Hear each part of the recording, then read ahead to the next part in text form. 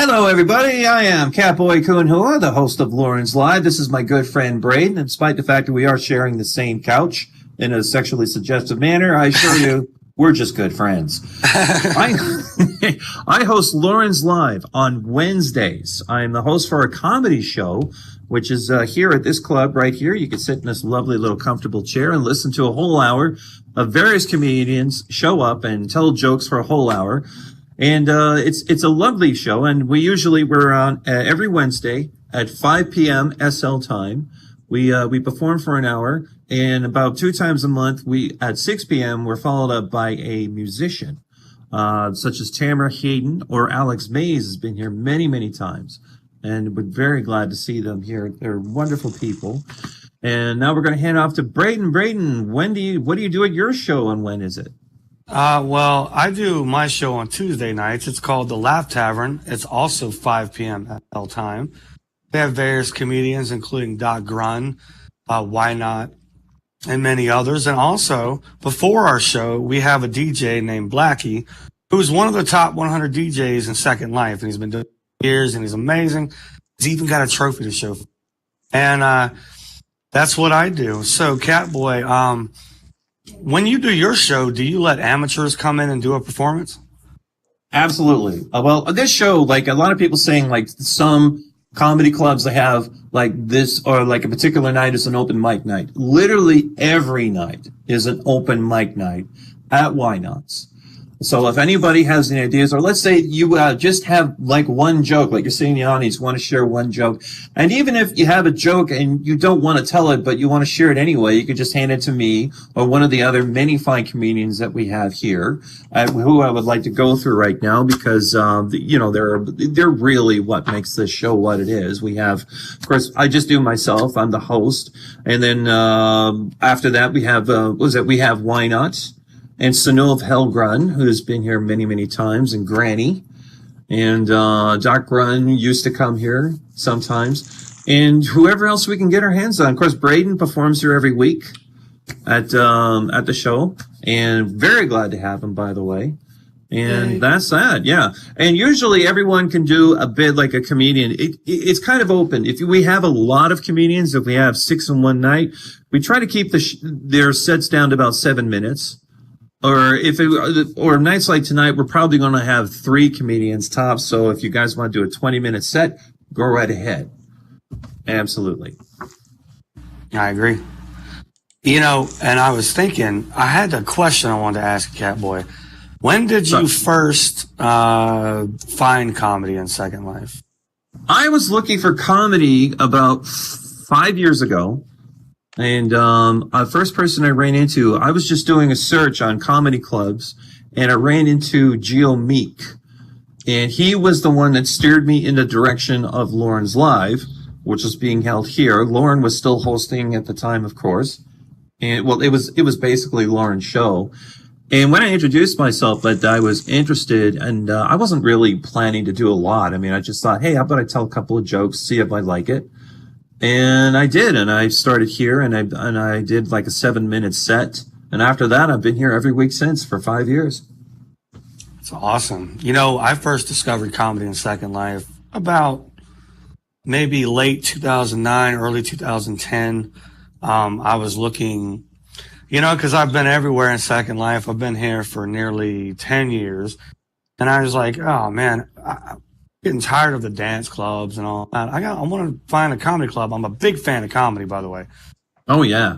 I love all comedians. My favorites include Dave Chappelle, people like Dane Cook, people like Greg Giraldo, various other comedians. And I was just like, I've seen everything, but I haven't seen a comedy club. And I did a search, and I found Lauren Live. I showed up at Lauren Live and listened to some of it. It was great. And then I decided, hey, I'm going to open up my own comedy club because, there's only one. So we got to have more. Yeah. Oh, yeah, we need more. Tavern. Yeah. But Second Life is, sorry. Oh, go ahead. Second Life is really a lot about live performances. And it's not being used nearly as much, as it could be to its potential. It should be swimming in comedy. Really, I mean, this is a great place. But most of the live performers that you do see are musicians. God bless them, wonderful people. And we get along to like live book readings and poetry and stuff like that. But we need comedy in Second Life. Yes, we do. And that's why we got to keep going and not ever stop. And just keep going and going. And the more people that are introduced to comedy in Second Life, the more we'll be willing to stand up and tell a joke or two. Oh, hopefully, yes. Yes. Yeah. You know, how long, if someone is doing a performance and they tend to go on a little longer than you anticipated, but they're really killing it, do you let them keep going? Oh, absolutely. Yeah, if they're killing it. But the only time I start to worry would be like if we have other performers that still need to go on, right? I would just IM them saying like, can you wrap it up in a minute or so or something like that? Or right. If let's say we're coming up at the end of the hour and of course there's a musician sitting by, like we don't want to cut into another live performer's performance. That's right. A no-no. Yeah. Well, does all of the material comedians give have, and like in your opinion, does it have to be original? No, absolutely not. As a matter of fact, one of the things that really helped pick up comedy around here was after Why Not started performing here. And Why Not said, you're trying too hard to come up with original material, and it's very difficult to come up with 7 minutes of really funny material every single week. Oh, yeah. Which is what I was trying to do, because I was mostly just taking news stories and trying to make jokes out of it. And that's all I was doing, and it's not really that funny. So I just thought, you know what? Go on and just look for jokes, which, you know, online, and just research and you just find a bunch of one-liners and other jokes. And you could change them to sort of adapt them to modern times, like what's going on right now, or just tell them as they are. But the only thing that matters is make people laugh. So you don't have to have an original joke. If you just have a joke that you think is funny, by all means, bring it here, you know, and you can tell it, or you can give it to one of the performers and let them tell it. We get lots of material from people, and we appreciate all of it. And no, it does not have to be original. And I agree with you completely on that matter, because if you ask any real life comic to come up with a new set every week, they would look at you and say, you're out of your fucking minds. Yeah, absolutely. So, well, yeah. Well, I saw an interesting thing with Patton Oswalt, who showed when you see these comedians who perform for a whole hour show, they spend a whole year developing that 1 hour show. That's how long it takes to make that happen. Right. You know, we're doing an original show every single week, so obviously we're not going to have original material. We're just here to really make people laugh whatever way we can. Sometimes I'll have like a brilliant, something will happen. It's like, oh, I'm going to do a skit with Natasha and Boris and make fun of, you know, Walking Squirrel or something like that. That'll be the whole set. Or, you know, I'll just pick up bits and pieces from here and there or something like that. It just, whatever you can get your hands on to make people laugh, that's the only thing that matters. I agree. Well, you know, are there 7 words that you can't say? And you know what I'm referring to. Absolutely not. You can fucking swear and shit it up and cocksucker, motherfucker, tits all over the place. Does not matter. Absolutely. You could swear all you want. That goes out to the late, great George Carlin. Absolutely, yeah. Was it shit, piss, cocksucker, motherfucker, tits? I forget. Is that all 7? Oh, man, I used to listen to that all the time. I'm counting. I think that's only 5, so there's 2 more. Oh, man, I missed a couple. Oh, motherfucker. There's motherfucker. Right. And I forgot what the other ones were. But, yeah, well, I got into comedy really because of George Carlin, because of all the comedy albums I grew up when I was a kid. It was George Carlin, Richard Pryor, Cheech and Chong. Those were very, very good. Yeah. Absolutely. Chong. Yeah. You Up know, in Smoke. Oh my God. Oh God. I absolutely love their stuff. And, so that's how, honestly, that was my love for comedy right there. And I'm just so glad that I have an outlet for it to express it. And so we could like, you know, you can either comment on something that's happening recently, like, you know, making fun of Donald Trump and all of the people and all that stuff. Which that's is easy really material right there. Oh man. You know, that's like, yeah, ever since he got elected, I'm thinking, wow, my next 4 years are written for me right there. Yeah. Bam. You know, but you don't just harp on that. I mean, you sprinkle in some other stuff because you got to give people variety.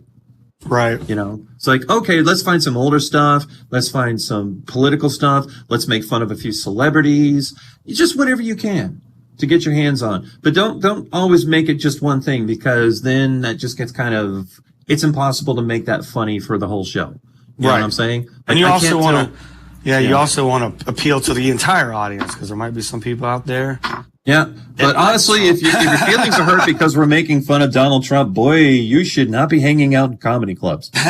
Mention that. Well, there was one thing I forgot to mention was like exactly like if somebody is interested in performing here, all they have to do is I am me or I am Jamie or Thinkerer, because you know we're all part of the show. And just say like, oh, hey, I want to tell a couple of jokes. Or if you have material that you want to share, but you don't want to speak it, all you have to do is just send me a note card or whatever with the joke that you have on it, and I will tell it for you, and of course give you credit for it if that's what you want. And yeah, that's all you need to do. And also another thing I wanted to go into was the other show that we do at Hooligans. We do a game show, which is Match Game. And the reason why we came up with this was Hooligans was originally another comedy club that Why Not and I performed at, where we were just doing stand-up for a while. And we're just repeating the same show that we did here. And I decided, no, you know what? We want to do something that's a lot more audience participating. So we started off doing a game show. We did Hollywood Squares, where every question gave people an opportunity to be funny. And then we changed it to Match Game because Match Game is honestly, there's more of an opportunity for comedy there. I agree. So, so we hold Match Games at Hooligans at 5 p.m. on Thursday nights. And anybody can join there. Anyone could be a panelist and anyone could be a contestant. All you got to do is show up and grab a chair and you're in. And you might win Lindens, too. You might win Lindens. That's right. Because in one round, you could win as much as 500 Lindens. That's more money than you can make at the Hollywood Squares. And, of course, and all the questions are they're all setups for, if anyone remembers the original Match Game, every single question is a setup for a joke. So it gives all the panelists a chance to be funny in front of the audience instead of just the professional comedians. And it's great. We absolutely love it. And speaking of video capture, if people like to go on YouTube and watch things in Second Life, at my place, the Laugh Tavern, and at Hooligans, Nick here, of course, he owns both.